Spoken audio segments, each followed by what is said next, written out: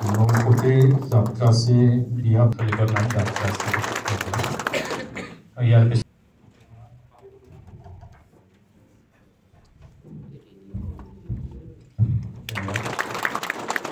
আমাৰ মাজত মনোজ কুমাৰ দলে ডাঙৰীয়া,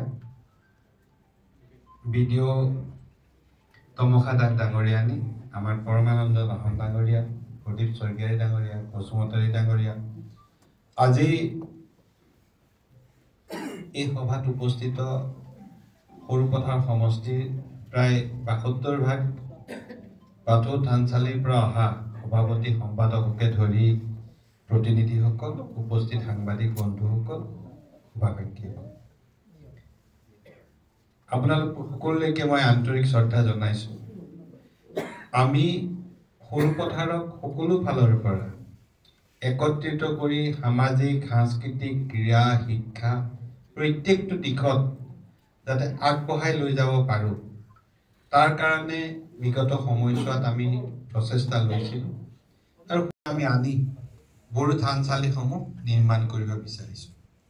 কিছুদিনৰ পূৰ্বেও আমি ৮ ঠাইত বড়ো থানচালিৰ কাৰণে এঠাইত ৪ লাখ টকা আৰু এঠাইত ৫ লাখ টকা আমি আগবঢ়াবলৈ সক্ষম হৈছোঁ।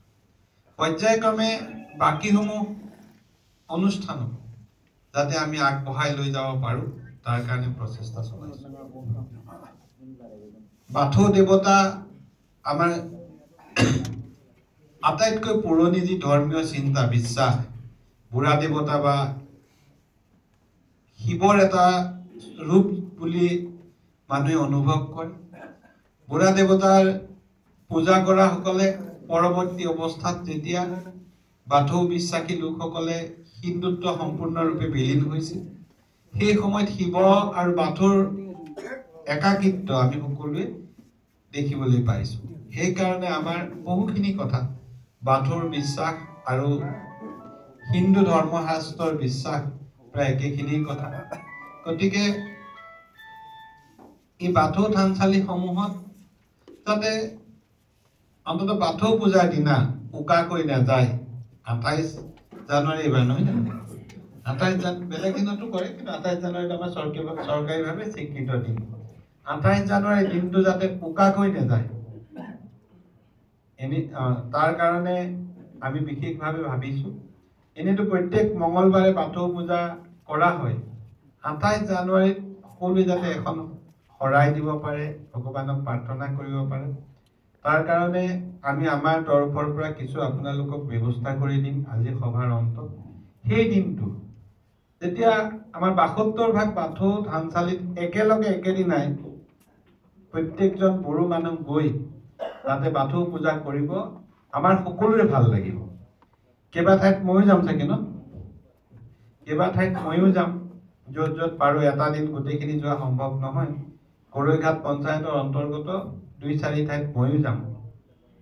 আৰু সেই দিনটোত চুঙাজানেই হওক, মাজগাঁৱেই হওক, পাঞ্জানেই হওক, মধ্যমপুৰ, পূব সৰুপথাৰ, চিলনীজাই ঘাট, হালদিবাৰী প্ৰত্যেকতে থকা বাথৌসমূহত অন্ততঃ আমি চাকি দি ৰাইজে যাতে কৰিব পাৰি, তাৰ কাৰণে আমি কিছু ব্যৱস্থা কৰি দিম, যাতে আমাৰ ধৰ্মীয় চৰ্চাটো অধিক গুৰুত্বপূৰ্ণ। সকলোলৈকে মই শ্ৰদ্ধা জনাইছোঁ। বাথৌ দেৱতাৰ ওচৰত মই প্ৰণাম জনাইছোঁ।